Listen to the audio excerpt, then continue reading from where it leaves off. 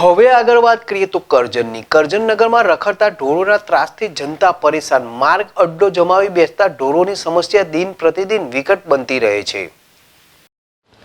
કરજણનગરના મુખ્ય રાજમાર્ગો પર જાહેર જનતાના જીવને જોખમરૂપ એવા રખડતા તેમજ રોડ વચ્ચે બેસી રહેતા અડચણરૂપ ઢોર પશુઓની સમસ્યા દિન પ્રતિદિન વિકટ બનતી જાય છે।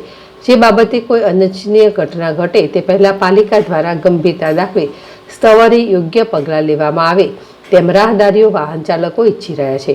મળતી માહિતી અનુસાર કરજણનગરમાં છેલ્લા કેટલાય સમયથી જાહેર માર્ગો ઉપર રખડતા લટાર મારતા ઢોર પશુઓ જોવા મળી રહ્યા છે અને આવા રખડતા પશુઓને કારણે ભૂતકાળમાં થયેલ અકસ્માતના બનાવો પણ તેની સાક્ષી પૂરે છે।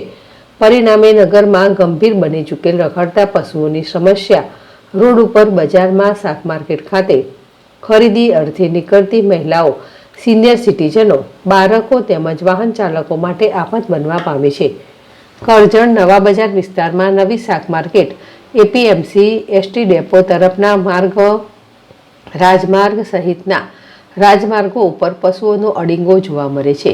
આ મુખ્ય માર્ગો પર દિવસ દરમિયાન મોટી સંખ્યામાં વાહનો, રાહદારીઓ, ગ્રાહકોની ભારે અવરજવરથી ધમધમતો રહે છે તેમજ જૂના બજાર, કાવડ ચોકડી અને ક્યારેક તો હાઈવે ઉપર પણ લટાર મારતા રખડતા ઢોર નજરે પડતા હોય છે।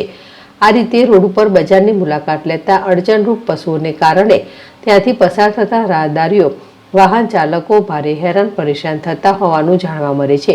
આમ કરજણનગરમાં વિકટ બની ગયેલી રખડતા પશુઓની સમસ્યા બાબતે અવારનવાર જાગૃત નાગરિકો દ્વારા પાલિકાને રજૂઆત પણ કરાતી હોય છે, પણ તંત્ર આંખ આડા કાન કરી જવાબદાર વહીવટીદારો પોતાની ફરજો પ્રત્યે સભાનતાપૂર્વકની બેદરકારી દાખવી રહ્યાનું લોકમુખે ચર્ચાઈ રહ્યું છે।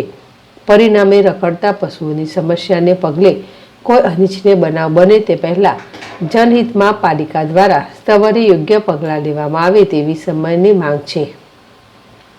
યાકુબ પટેલ, જેડેશ ટીવી, કરજણ।